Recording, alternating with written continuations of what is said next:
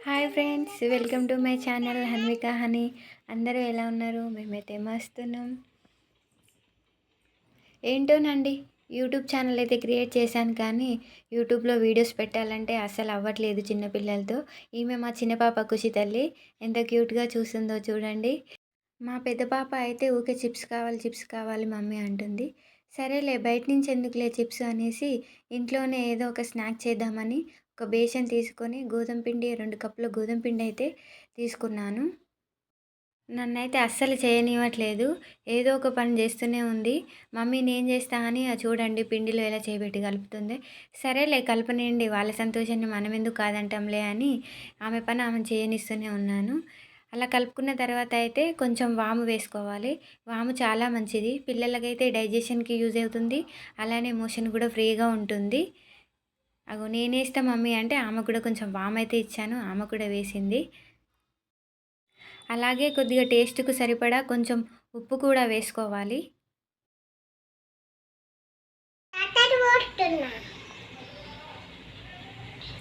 సరిపడే అన్ని వాటర్ పోసుకుంటూ అయితే అంతా మంచిగా మిక్స్ చేసుకోవాలి. పిండి అయితే మంచిగా స్మూత్‌గా కలుపుకోవాలి.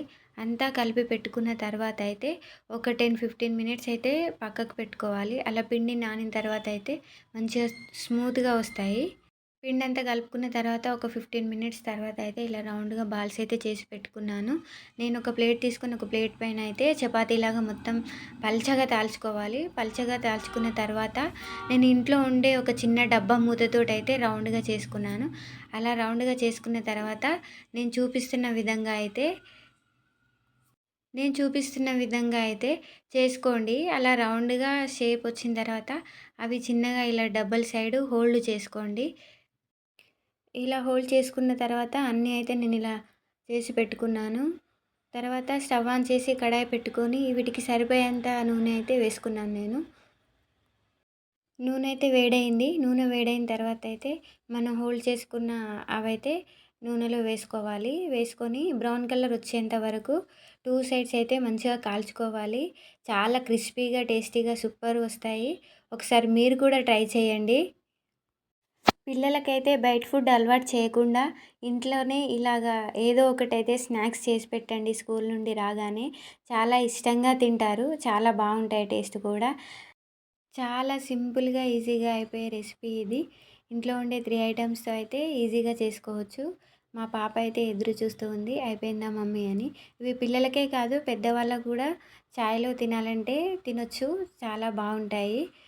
మరిన్ని వీడియోస్ కోసం అయితే నా ఛానల్ని సబ్స్క్రైబ్ చేసుకోండి. బెల్ ఐకాన్ అయితే క్లిక్ చేయండి. నేను వీడియో పోస్ట్ చేయగానే మీ దాకా వస్తుంది. అలాగే నేను మిగిలినవన్నీ అయితే చేసేసుకున్నాను.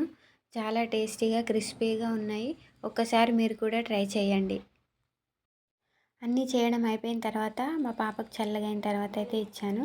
చాలా ఎంజాయ్ చేస్తూ తింటుంది. ఇలా పిల్లలు తినడం కోసమైనా మనం చేయాల్సిందే కదా.